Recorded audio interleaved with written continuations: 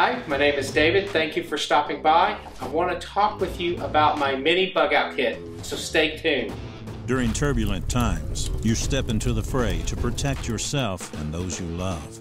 Prepare911.com gives you the information that you need. Go to Prepare911.com for more information. It started when I was a counterintelligence special agent in the Army. That was a little over 20 years ago in the late 90s. Frankly, I was flung around the world into some rather unusual situations, so I found myself wanting to have a kit put together with me so that I had a minimum number of essential items. It was in a butt pack for the LBE, and when I was deployed, that's what I carried around with me with all my essential items. But after I left the military and began traveling both for fun and for work, I realized that there were certain things that I was missing. A butt pack really doesn't fit into the civilian world at all. It looks kind of unusual. You know, I'm obviously not in the military anymore and haven't been for a long time.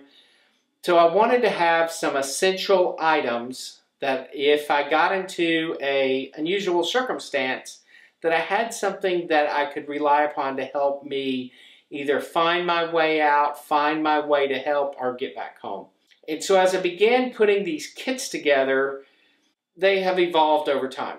So I just want to share some of that information with you. It will probably take a couple of videos to get through all the equipment and gear and why I put certain items in there. And again, I'd love to hear what you think should be in here or what you think perhaps should be taken out. The goal is as much functionality as I can possibly fit inside the bottle. Now, in full disclosure, the bottle was something that is through a company from a family member. The company is called Gearland. It's available on Amazon. All they sell is the cup and the stainless steel bottle, the lid, and the bag, which come as a kit.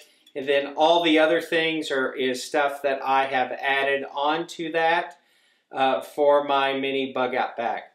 So let's get started with kind of walking through it. So there's a stainless steel lid that goes with it inside the bag. That's kind of self-explanatory. Everybody understands what a lid in a bag is for. On the outside, you'll notice it's about 18 feet of 550 cord. So I wanted to, the cord does a couple things. A, it helps hold all the gear and equipment in place.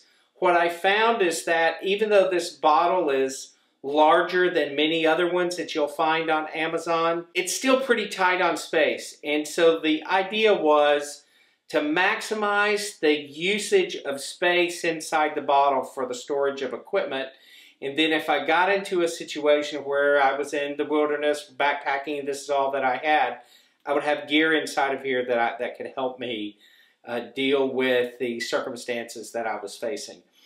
So there's about 18 feet of 550 cord wrapped around the outside. I'm just going to kind of unwrap that here.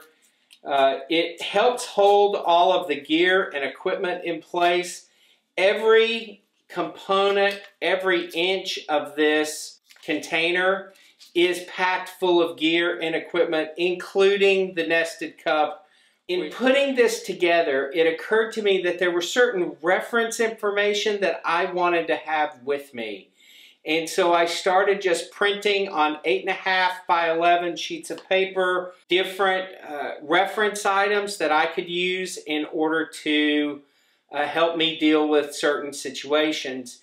And over time and over the years, more and more things became added. One sheet became 2 sheets, which is now 3 sheets, and I actually formatted it into a small booklet format.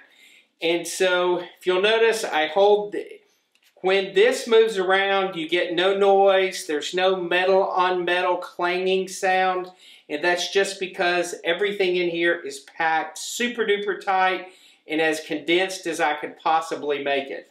So if you'll notice, as this slides out, there's all kinds of stuff stuck to here, and even the bottom of the container has got items stuck inside of there. So I'm going to kind of work my way around the bottle and sort of explain what's all there, and then we'll dump the bottle out and see what all I've got. One of the first things that you'll notice, if you have found yourself in the woods and having to move around very much, you probably have got blisters on your feet. Blisters can be absolutely demoralizing. They will slow you down. They will distract you from the pain that's caused from bleeding feet. If you've ever found yourself wearing a pair of shoes that perhaps are not all the way broken in, just chews your feet up, when you're out and are in unusual situations, the one thing you can always depend on is your feet to move you around. Even if your car runs out of gas, you should still be able to walk, trot, or run. And if you're doing any of that, there is a likelihood, unless you have got very well broken in shoes, you're going to get a hot spot, especially, let's say, if you work inside an office, you're not accustomed to a 20-mile walk home in one day. Mold skin could be a savior. You'll simply cut it in a donut hole, and then make a donut. So you make a round section out of it, cut the very center section out of it, which would be where the hot spot is forming, and simply stick that over the blister, and that would help mitigate the damage that's being done to your skin from the rubbing that's going on your feet. So mold skin, very, very important. The other item here is Steri Strips. I'm going to hold off on that till I get to the full-blown first aid section to talk through that, because I think Steri Strips are really important to go through and almost deserve their... You could do a whole video just on Steri Strips and all the ways that you can use them. If you get a cut or gash, Steri Strips and tincture of benzoin is what you're going to want to help pull everything back together. I know it looks kind of cool when you watch the movie Rambo and you see him kind of sewing himself up after falling, hundreds of feet. Personally, I don't ever want to have to sew myself up or do something like that because if you end up with some kind of any debris inside of there, if the wound is not cleaned out, you're going to end up with an infection. The infection's probably going to go septic and you'll likely die. So I would rather use something like Steri Strips or some other thing in order to help close that wound off once you cleaned it out really well. But I am not in favor of the whole sewing and stapling and all that sort of thing that you hear many people doing, unless you're qualified and trained to do that. The next thing we're going to go through is this small Write in the Rain booklet. It's really important to have something to write on and to take notes with. I love Write in the Rain products, and I'm about to talk about some of their other products here in just a second. So what you have here is simply 3 8.5 by 11 sheets. It has been formatted so that if you print them front and back, you can fold them together and it forms a nice little booklet. The booklet kind of goes around the cup or goes around the bottle and sits inside the cup. So I created the booklet for a couple of different reasons, but primarily I found myself providing the bottle and the contents to family members. And those family members do not necessarily have the same background or experience that I do. So I wanted a booklet that they could look at that would sort of distill down the most essential information and provide it to them in an easily digestible format. That's why I created the booklet called the Mini Bug Out Bag. It goes through everything from communications, how to use a compass, contact methods, essential gear. On the back is a list of all the gear that's inside the bottle and the cup. Talks about food gathering, radio frequency, rally points, shelter, signaling, water, all kinds of stuff is included inside here. So here's what I've done. I'm going to make this available to anyone for free. You simply go over to a newly created website called prepare911.com. The link is going to be in the description below. You're going to see a button for resources. You click in that button, put in your email address, and first name, and then I will email you a copy of this booklet along with other resources. So the reason this booklet has changed a whole bunch of times over the past couple of years. And I want to ensure that that if I have a newer version, that the people who have it, that I can let them know that there's a newer version out there and that they should go in, download the new version, and replace the old version with the new one. So, you know, I'm not collecting emails to sell or anything like that. It's simply so that I can ensure that if you give this to somebody that you love, that it doesn't have outdated information, that it has the best, most up-to-date and accurate information that I can provide in order to help. I purchased from Amazon the Write in the Rain copier paper.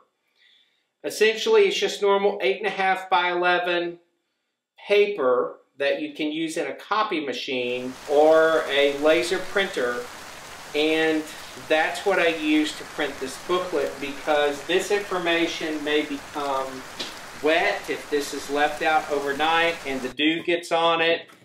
Imagine if you were in a bad situation in a rainstorm and the information that you really needed to have was inside of here, and yet it rained all over it and you couldn't read anything that was written on here. That would be bad.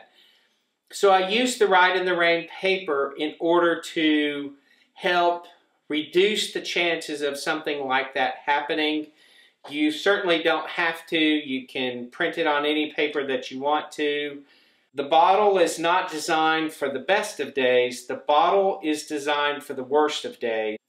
I've had to distill down what I put inside the bottle to the absolute essential items.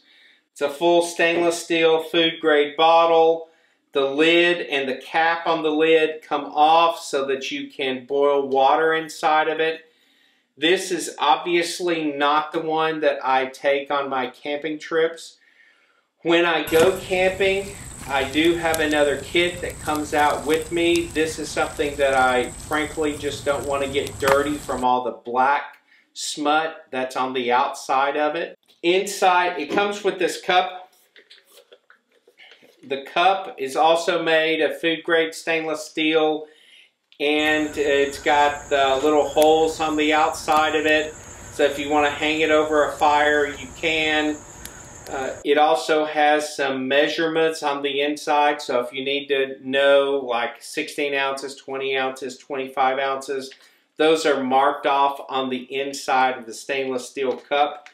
Down in the bottom of the cup, I store what I call the feel-good pack, and it's just some instant coffee and tea containers so that if I'm out in the middle of the suck, there is nothing better than being able to heat up a small amount of water inside of this and dump some coffee, instant coffee and sugar packets in it to make it just a little bit better, to make the day just a little brighter. So that's what my little feel-good pack of teas and black teas and coffee and Splenda and all that type of stuff, that's what's inside of here. So let's move now to what's actually inside the bottle. I'm just going to dump some of this stuff out, and then we're going to start going through it, and we're going to go through it in the order of how it's listed in Essential Gear. So let's do that now. All right, so the first thing on Essential Gear that I have listed is something that I either keep wrapped around the outside of the cup itself or wrapped around the top part of the bottle, and sometimes just adjacent to the actual nylon bag and won't be in the bag, and it will depend on a number of factors. And that is a good pair of medium weight socks. And these are wool socks. The ones I specifically have are called Darn Tough socks. They do issue these in the military. My daughter is currently on active duty. I followed my dad, who was in Korea. She was actually born on Fort Bragg a long time ago, and she's stationed there now with her husband. So, but Darn Tough socks is something that the military issues. They're not this color. These are the civilian versions. You can buy them at REI or from their website. If you have not tried merino wool socks before, it's something I would strongly encourage. The beauty of wool socks is that not only will it help wick the moisture away from your feet, but it will also hold and insulate you even if it's wet. And it doesn't smell when you've worn them for a while, particularly if they are wet. If you have just normal cotton socks, those are blister magnets. You're going to get yourself into a lot of trouble with cotton socks. I would always recommend wool socks. They have different blends. They have light wool for the summertime, medium-sized wool for the kind of the transitional times, and very heavy wool in the winter times. The socks are a little on the pricey side, but all good equipment is generally not going to be the cheapest stuff that you can find. Cordage. There is essentially 3 different types of cords that I'm going to have in my kit. The first is simply 18 feet of 550 cord.